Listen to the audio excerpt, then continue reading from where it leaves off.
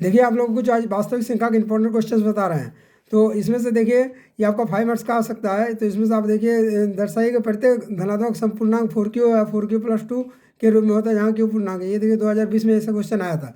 तो इसमें आपका भाज्य हम लोग मान लेंगे ए भाजक इसका जो है बी, वो भाजक देखिए यहाँ पर जो 4q या 4q+2 है वो क्या होता है, भाज्य बराबर भाजक गुण भागफल प्लस शेषफल। तो इसका आधार भाजक आपका 4 हो गया और शेषफल आपका भाजक आपका 4 हो गया, भागफल जो है वो आपका क्यू के रूप में है, और लास्ट में आपका शेषफल जो है वो आर के रूप में, जो यहाँ 4q मतलब 4q+0 है या 2 है वो है।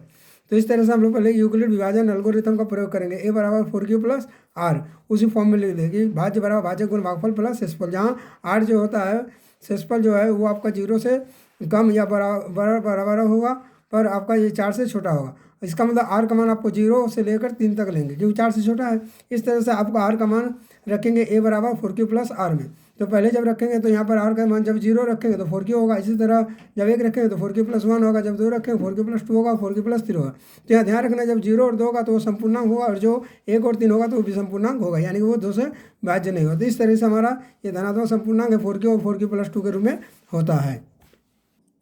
देखिए अभाज्य गुणन विधि के द्वारा हम लोग 96 और 404 का एचसीएफ और एलसीएम ज्ञात करेंगे। तो यहाँ पर देखिए 96 का हम लोग कर दिए अभाज्य गुणनखंड, तो ये 2 से भागा जाता है तो 48 होता है, फिर ये 2 के गुणनखंड में जाएगा, 2 दूनी 4, 4 दूनी 8, इससे 24, इस तरह 2 से 2 कम से 2 दूनी 12, इस तरह आपका ये हो जाएगा। मतलब यहाँ आपको ध्यान रखना जो भी संख्या वो अभाज्य के रूप में हो, 2, 3, 5, 7 जो अभाज्य गुणनखंड अभाज्य की संख्या होती है वही होंगी। इसी तरह ये 404 को हम लोग करेंगे, तो ये 2 से करेंगे तो 2 से 2, 2 का 101, यहाँ देखिए 101 भी आपका अभाज्य, मतलब इसका और गुणनखंड नहीं हो सकता। तो इस तरह से इन दोनों का अभाज्य गुणनखंड को लिख लेंगे। यहाँ देखिए जैसे 96 का अभाज्य गुणनखंड को लिख लिया, और यहाँ देखिए 404 का लिख दिया। अब इन दोनों में जो दोनों कॉमन मिलेगा, यहाँ दोनों में जो है जैसे इसमें 1 2, इसमें 1 2, इसमें 1 2, इसमें 1 2 है, तो 2 दूनी 4 हो गए, तो वो 4 आपका एचसीएफ हो गया।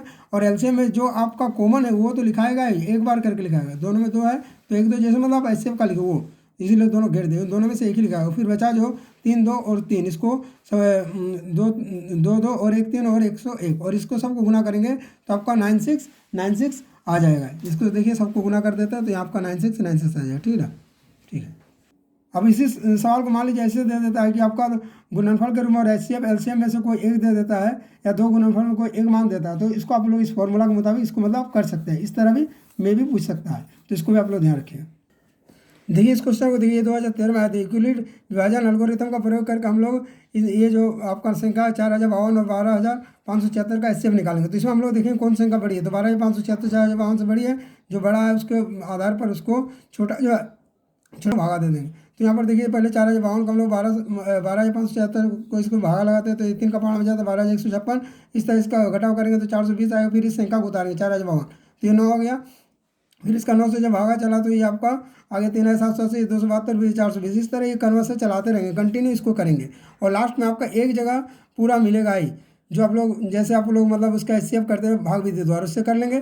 तो आपका लास्ट में जो आपका एचसीएफ मिलेगा वो आपका जो इधर बाईं ओर होगा वो आपका एचसीएफ होगा, 4 होगा। अब इसी को हम लोग एल्गोरिथम का फॉर्मूला के मुताबिक सजा के लिखेंगे, जी भाज्य बराबर भाजक गुण भागफल प्लस शेषफल। तो यहाँ ध्यान रखिए कि 12576 जो है वो आपका भाज्य है भीतर वाला।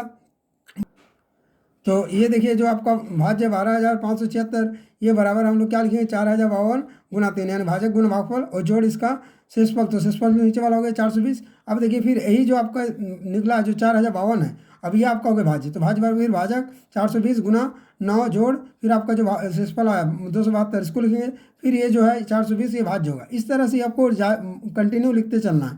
तो इसका आपका भाजक क्या हो गया, भाजक हो गया आपका ये 272 गुना भागफल 1 हो गया, और जोड़ आपका शेषफल हो गया 148। ये कंटिन्यू चलेंगे, और लास्ट पार्ट हमको लास्ट में लिखेंगे 24 बराबर क्या हो गया, तो 24 आपका यहाँ भाज्य बराबर 4 गुना 6 जोड़ 0। तो यहाँ पर जब 0 शेषफल हो जाएगा तो इसका कितना आपका बाईं ओर आया 4, तो ये 4 आपका इससे मतलब ये आपको भाग विधि भी करना और इसको भी लिखना साथ में। अब ये देखिए सिद्ध कीजिए कि √2 एक अपरिमेय संख्या है। तो ऐसा जब भी सवाल देगा इस टाइप का जो भी सवाल देगा इसमें आपको कैसा ध्यान रखना है, तो जो अपरिमेय रहेगा उसका हम लोग विलोम मान लेंगे, यानी माना √2 एक परिमेय संख्या है। तो √2 बराबर हम लोग क्या लेंगे p/q के रूप में होता है परिमेय संख्या।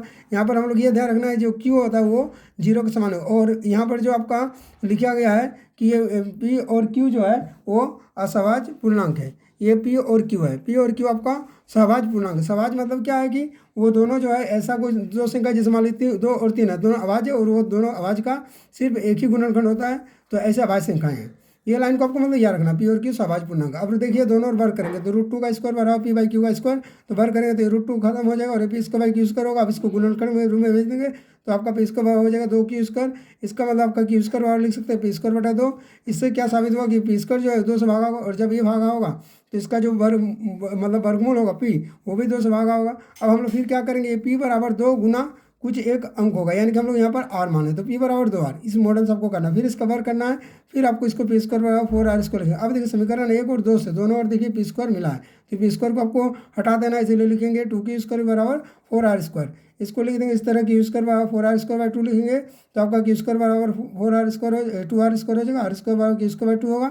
इसका मतलब फिर क्यू स्क्वायर 2 से विभाज्य है, इसका मतलब क्यू 2 से विभाज्य है, तो पी और क्यू दोनों विभाज्य है। यानी कि यहाँ पर क्या हो रहा है, पी और जो क्यू आ रहा है ये दोनों 2 से विभाजित, तो ये एक तरह से कंट्राडिक्शन पैदा कर रहा है, विरोधाभास। इसीलिए हमारा रूट 2 जो है वो एक परिमेय संख्या नहीं हो सकता, इसीलिए लास्ट में रूट 2 आपका एक परिमेय संख्या। तो ये मॉडल में आपका रूट 3 रूट 5 का मान जब भी आएगा, यही एक ही टाइप का आप लोग प्रैक्टिस कीजिएगा।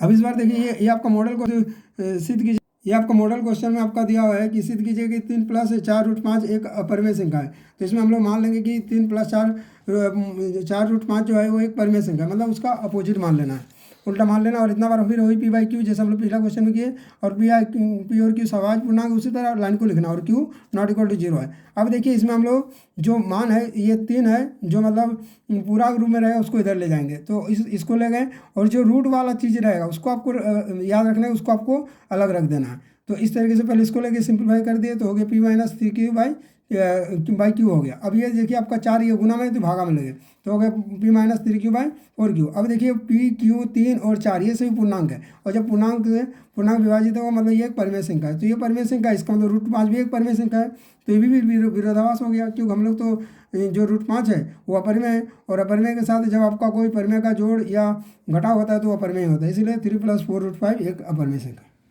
तो इस तरह का हम लोग और आगे वीडियो बनाएंगे, इसके लिए आप लोग थोड़ा लाइक और सब्सक्राइब कर दीजिए।